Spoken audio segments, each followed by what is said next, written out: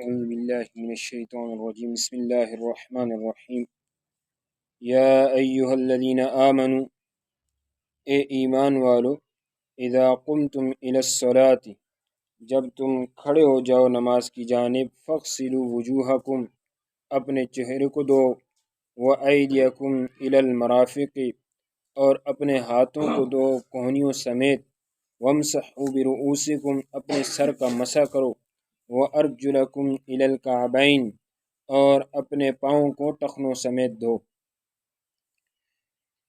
یہ آیت اس میں وضو کے احکام کو بیان کیا گیا ہے، وضو کے فرائض کو، کہ وضو کے اندر 4 چیزیں جو ہے تو وہ فرض ہیں۔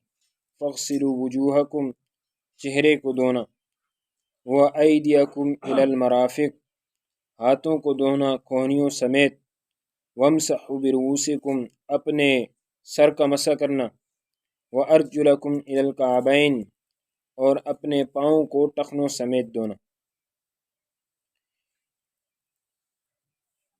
ان 4 فرائض کو یہاں پر بیان کیا گیا۔ سب سے پہلے فرمایا یا ایھا الذین آمنوا اذا قمتم الی الصلاۃ، یعنی جب نماز کے لیے کھڑے ہونے کا جب تم ارادہ کر لو تو اس وقت فاغسلوا وجوہکم اپنے چہروں کو دھو لو، یعنی وضو کر لو۔ جب تم نماز کے لیے کھڑے ہونے کا ارادہ کرو تو اس وقت تم جو ہے تو وضو کر لو۔ یہاں پر فقہائے کرام لکھتے ہیں کہ بھئی جب تم حالت حدث میں ہو، بے وضو ہو، تو اس وقت وضو کرو، اس لیے کہ احادیث سے نبی علیہ الصلاۃ والسلام کا ایک وضو کے ساتھ ایک سے زائد نمازیں پڑھنا یہ ثابت ہے۔ تو لہٰذا جب انسان بے وضو ہو تو اس وقت انسان کو چاہیے کہ وضو کرے۔ ہاں البتہ مستحب بات یہ ہے کہ آدمی ہر نماز کے لیے وضو کو تازہ کر دے، یہ مستحب ہے۔ لیکن اگر وضو کر لیا ہے اور اس وضو کے ساتھ اب تک کوئی ایسی عبادت نہیں کی ہے، کوئی بھی ایسی عبادت نہیں کی ہے جو کہ وضو کے بغیر جائز نہ ہو، مثلا تلاوت، نماز جنازہ، نماز، یہ جتنی بھی عبادات ہیں یہ بغیر وضو کی جائز نہیں ہے، ایسی کوئی عبادت نہیں کی ہے، دوبارہ وضو کرتا ہے تو یہ شخص اسراف کرنے والا ہے، یہ شخص اسراف کرنے والا ہے۔ اس کو چاہیے کہ پہلے اس وضو کے ساتھ کچھ نہ کچھ ایسی عبادات جو ہے تو ادا کر لے جو عبادات وضو کے بغیر جائز نہ ہو، کوئی نہ کوئی ایسی عبادت، مثلا تلاوت کر لے قرآن مجید، مصحف تلاوت زبانی نہیں بلکہ قرآن مجید لے کر جو تلاوت کرنا ہے، قرآن مجید کو چھونے کے لیے وضو ہونا ضروری ہے۔ تلاوت ویسے کرتا ہے، زبانی کرتا ہے، اس کے لیے وضو کا ہونا کوئی ضروری نہیں ہے۔ ہاں لیکن اگر مصحف کو چھوتا ہے اور قرآن مجید کی تلاوت کرتا ہے، اب اس کے لیے جو ہے تو کیا ہے، چھونے کے وقت حکم یہ ہے۔ یہاں پر ان چیزوں کو ذکر کیا گیا۔ اب چہرے کی مقدار تو یہ پیشانی کے بال جہاں سے شروع ہوتے ہیں اور تھوڑی کے نیچے تک، یہاں تک یہ جو مقدار ہے، اور ایک کان کی لو سے لے کر دوسری کان کی لو تک یہ چہرہ دھونا فرض ہے، اس میں کوئی بھی جگہ وہ خشک نہ رہنی چاہیے۔ اس طرح ہاتھوں کو کوہنیوں سمیت دھونا یہ جو ہے تو فرض ہے، اس میں بھی کوئی جگہ جو ہے تو خشک نہیں رہنی چاہیے۔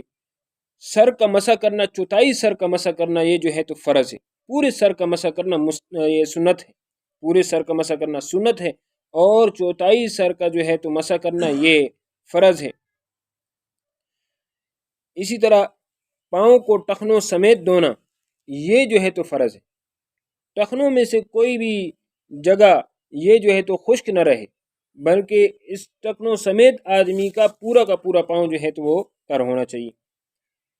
ایک شخص ہے جس کے ہاتھ کٹے ہوئے ہیں، ایک آدمی جس کے ہاتھ کٹے ہوئے ہیں، اب وہ وضو کس طرح کرے؟ وہ اس کے استنجا کا مسئلہ ہے، وہ کیا کرے؟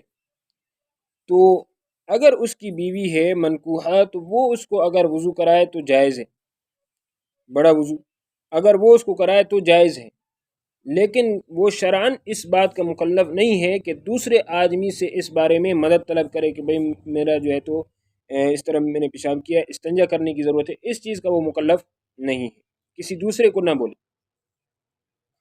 سمجھے؟ اور یہاں پر بیوی جو ہے تو اس طرح کرے، اس کی جو ہے تو مدد کرے تو یہ افضل ہے اور اچھی بات ہے۔ ایک آدمی جس کے ہاتھ اور یہ اس کا حکم ہے جس کے ہاتھ کوہنیوں سمیت کٹے ہوئے ہوں، بالکل کٹے ہوئے ہیں کوہنیوں سمیت. اب یہاں سے اس کے ہاتھ کٹے ہوئے ہیں تو یہ اس آدمی کا حکم ہے. یہاں سے کم ہو تو پھر اس کا یہ حکم نہیں، پھر وہ خود استنجا کر سکتے. دوسری چیز یہ ہے کہ ایک آدمی اس کے ہاتھ کٹے ہوئے ہیں، اس نے مصنوعی ہاتھ لگا لیے، مصنوعی ہاتھ. اب یہ جس آدمی نے مصنوعی ہاتھ لگائے ہیں، آیا یہ جو مصنوعی ہاتھ ہیں ان کو وضو کے اندر دھونا فرض ہے یا ان کو دھونا فرض نہیں ہے؟ مصنوعی ہاتھوں کو، مصنوعی ٹانگیں ہیں، ان کو حکم کیا ہوگا؟ تو اس کی دو صورتیں ہیں. ایک یہ ہے کہ یہ ہاتھ جدا ہو سکتے ہیں، ان کو آدمی اکھاڑ کر کے سائیڈ پر رکھ سکتا ہے. اب اس صورت میں ان کا دھونا کوئی فرض نہیں. لیکن اگر یہ ہاتھ بالکل جائن ہو جائے اور اس کو جدا کرنا ممکن نہ ہو، ایسے ٹچ کر لیے، ایسی سرجری کی ہے کہ بالکل جو، اب اس صورت کے اندر یہ اس کے بدن کا حصہ شمار کیے جائیں گے. اور جس طرح جو ہے تو ان کا دھونا یعنی صحیح ہاتھوں کا دھونا اس پر لازم تھا، اسی طرح ان ہاتھوں کا جو مصنوعی ہاتھ اس نے لگائے ان کا دھونا بھی اس پر فرض ہوگا. یہ بھی اس کو دھوئے گا. اس طرح پاؤں کا بھی حکم ہے. وگ رکھی ہوئی ہے سر پر، وگ. اب وگ جو ہے اس کی بھی اس طرح دو صورتیں. اگر وگ جو ہے تو وہ اٹھا کر سائیڈ پر رکھ دی جا سکتی ہے، تو اب اس صورت کے اندر یہ وگ یہ ٹوپی کے حکم میں ہوگی، یہ وگ ٹوپی کے حکم ہوگی. اگر اس پر اس نے مسح کر بھی لیا تو مسح شمار نہیں ہوگا، یہ ٹوپی پر مسح ہو نہیں سکتا ہے. تو لہٰذا اس کو یہ سائیڈ پر رکھے گا اور پھر سر پر مسح کرے گا. اگر اس طرح اس نے جو ہے مسح کر لیا تو اس کا یہ مسح شمار نہیں ہوگا. اس کی نماز کا، اس کی وضو کا ایک فرض رہ چکا ہے، اس کی نماز درست نہیں ہوگی. ہاں البتہ اگر اس نے سرجری کر کے اس کو بالکل اس سر کے ساتھ ایسے جوڑ دیا ہے کہ اس کو جدا نہیں کیا جا سکتا، اب اس صورت کے اندر یہ جو ہے تو اس کا وضو اس سر پر مسح کرے گا، اس وگ کے اوپر مسح کرے گا، تب جا کر اس کا وضو درست شمار ہوگا. اسی طرح ایک آدمی ہے جس نے وضو کیا اور دوران وضو اس سے کوئی فرض رہ گیا، اب دوبارہ اس کو بعد میں یاد آ گیا.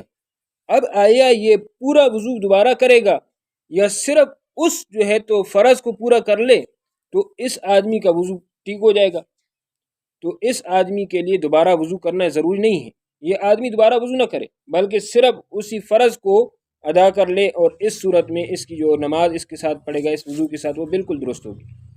مثلا ایک آدمی نے وضو کیا، اس سے مسح رہ گیا، تو اب یہ آدمی دوبارہ جا کر پورا وضو نہ کرے بلکہ مسح کر لے، اور مسح کر کے جو ہے تو پھر واپس آ جائے. اب اس صورت میں دوبارہ وضو کرنے کی ضرورت نہیں.